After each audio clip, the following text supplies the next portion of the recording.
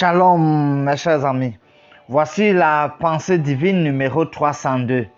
Franchir la ligne rouge. 1 Samuel, le chapitre 28. La sorcière d'Endor avait pactisé avec Satan. Elle était donc sous le contrôle de Satan. En retour de ce pacte, le prince des ténèbres accomplissait des prodiges à travers elle.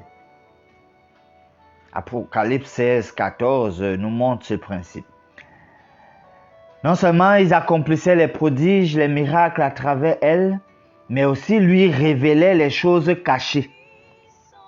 La requête de Saül est un cas de nécromancie. En se tournant vers cet agent de Satan, Saül avait coupé le dernier lien qui le rattachait à son Créateur. Car, voyez-vous, le fait que la royauté lui avait été retirée ne signifiait pas qu'il avait perdu toute possibilité de salut.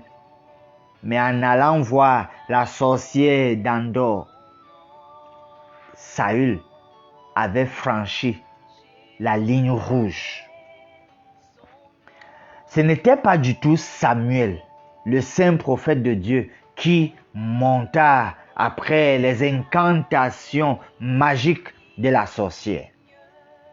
C'est plutôt un esprit démoniaque, car Satan, qui peut se déguiser en ange de lumière, peut aussi le faire en un être, disons Samuel ou n'importe qui que peut-être nous avons perdu.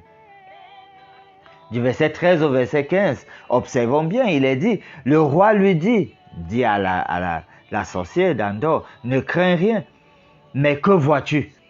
La femme dit à Saül, je vois un Dieu qui monte de la terre. Verset 14, il lui dit, quelle figure a-t-il? Et elle répondit, c'est un vieillard qui monte et il est enveloppé d'un manteau.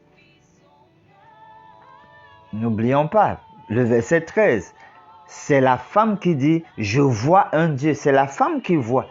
Donc, c'est elle qui va voir le prétendu être, comprend que Saül va prendre pour Samuel. Verset 15, dans ce Samuel, cet être vu-là, alors Samuel dit à Saül, pourquoi m'as-tu troublé en me faisant monter? Donc, ici, Saül entend seulement la voix. Mais en fait, les paroles qu'il entend, c'est un écho de ce que Samuel avait déjà dit au chapitre 15, verset 26 au verset 28. Dieu permet donc que les paroles de jugement soient dites en guise d'écho de ce qu'avait déjà dit Samuel.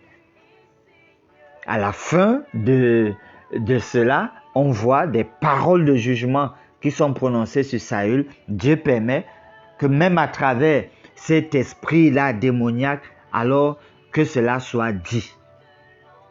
Et c'est un écho de ce que Samuel avait aussi déjà dit. Et ça va dans le même sens. Prions. Seigneur notre Dieu, tu voudrais que nous puissions garder précieux nos liens avec toi. Aide-nous à ne pas franchir la ligne rouge, à ne pas couper les derniers liens qu'on pourrait avoir avec toi. Donne-nous d'entretenir notre relation avec toi. Pour ta gloire, nous prions au nom de Jésus. Amen.